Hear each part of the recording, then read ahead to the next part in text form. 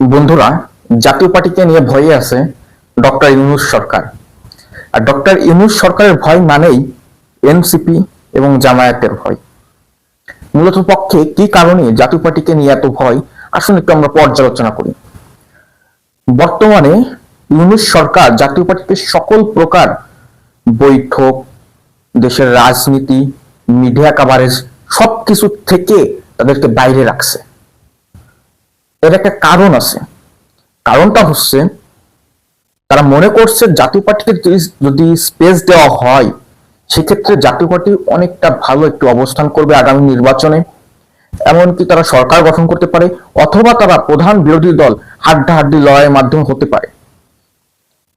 অনেকেই হয়তো বা আমার এই কথার সঙ্গে দ্বিমত পোষণ করবেন, তবে আপনাদের একটু পর্যালোচনা করা উচিত অতীতের দিকে। এখন হয়তো আমরা মনে করতে পারি বর্তমানে সব থেকে বড় দল বিএনপি, তারপরে জামায়াত, তারপরে এনসিপি, তারপরে হয়তো জাতীয় পার্টির অবস্থান।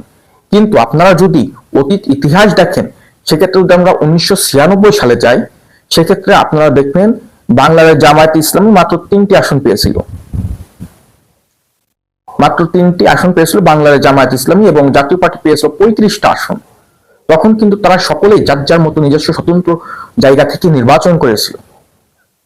আর এখন 2001 সালে যদি আমরা দেখি, সেক্ষেত্রে জামায়াত এবং বিএনপি একসঙ্গে একত্রিত হয়ে তারা নির্বাচন করে। সেই নির্বাচনে জামায়াত ইসলামী অনেকগুলো আসন পায়, কিন্তু তাদের মোট ভোটের শতকরা ছিল 3.11, মানে হচ্ছে 3.11% ছিল মোট ভোটের শতকরা হার। আর অন্যদিকে জাতীয় পার্টি মাত্র 11টি, সম্ভবত 11টি অথবা 12টি আসন পায়। সেখানে জাতীয় পার্টির মোট ভোট সংখ্যা ছিল প্রায় 8%, অর্থাৎ জামায়াতের ভোটের প্রায় দুগুণেরও বেশি। এখন যদি আমরা একটু অন্যদিকে তাকাই, বর্তমানে আওয়ামী লীগ দেশ ছাড়া, কিন্তু তাদের ভোটার সংখ্যা কত? তাদের ভোট সংখ্যা কিন্তু 2001 সালে 40% উপরে ছিল। সেটা কমতে কমতে কত আসতে পারে? সেটা কমতে কমতে সর্বনিম্ন হলেও তো তাদের এখনো 25-30% ভোট সংখ্যা আছে।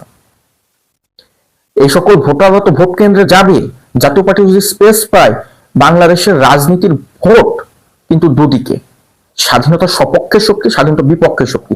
আওয়ামী লীগ গণহত্যা চালাতে পারে, তারা নিন্দনীয় কাজ করেছে, তাদের বিচার হওয়া উচিত, আমি মানি। কিন্তু বাংলাদেশের মানুষ কিন্তু মুক্তিযুদ্ধের পক্ষের শক্তি হিসেবে আওয়ামী লীগ এবং জাতীয় পার্টির যে একটা অংশ আছে তাদেরকে ভোট দেয়।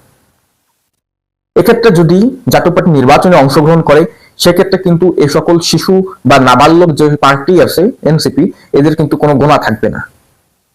এদের কোনো গোনা থাকবে না। জাতীয় পার্টি এবং এই আওয়ামী লীগের যে আছে ভোটগুলা, এগুলো কিন্তু ক্যাপচার করতে পারে, আপনার বিএনপি কে টেক্কা দিতে পারে। যখন বিএনপি এবং জামায়াতের ভোট ব্যাংকটা আলাদা হবে, সেক্ষেত্রে কিন্তু জাতীয় পার্টি সরকার গঠন করতে পারে।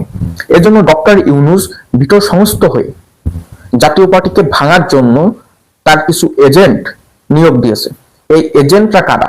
এই এজেন্টরা সবসময় জাতীয় পার্টির চেয়ারম্যানের বিদ্রোহী একটি গ্রুপ ছিল। সেটা 1996 পর থেকে মোটামুটি বলা চলে, 1996 পর থেকে জাতীয় পার্টির চেয়ারম্যান বিদ্রোহী একটি গ্রুপ আছে। কিন্তু দলের স্বার্থে হোক আর যে কোনো কারণেই হোক, এরপর থেকে হুসাইন মোহাম্মদ এরশাদ এবং বর্তমান চেয়ারম্যান জিএম কাদের এদেরকে পরিহার করেন নাই, এদেরকে বহিষ্কার করেন নাই। এদেরকে ডক্টর ইউনূস নিজের এজেন্ট হিসেবে নিয়োগ করেছেন। এদেরকে এজেন্ট হিসেবে নিয়োগ করে জাতীয় পার্টিকে ভাঙার, জিএম কাদেরকে মাইনাস করার একটা অপচেষ্টা চালাচ্ছেন। সেটা কতদূর সফল হবে সে বিষয়ে আমি অবগত নই। তবে ভোটের দিকে যদি তাকান, এক্ষেত্রে কিন্তু যদি জাতীয় পার্টি নির্বাচনে অংশ নিতে পারে, সেক্ষেত্রে অনেকেরই কপাল পুড়বে, বিশেষ করে জামায়াত এবং এনসিপি। বিএনপি হয়তোবা এই টার্মে ক্ষমতায় আসতে পারে, কিন্তু যদি জাতীয় পার্টি নির্বাচনে অংশ নিতে পারে, সেক্ষেত্রে তাকে কিন্তু বড় একটি শক্তিশালী এভারেজের মাধ্যমে যেতে হবে, শক্তিশালী ফাইট করতে হবে, তারপরে যদি সে ক্ষমতা দিতে পারে। এজন্যই সকল দল জাতীয় পার্টিকে মাইনাস করতে চাচ্ছে, জিএম কাদেরকে মাইনাস করতে চাচ্ছে। পরিশেষে কি হবে সেটা সময়ের অপেক্ষায়।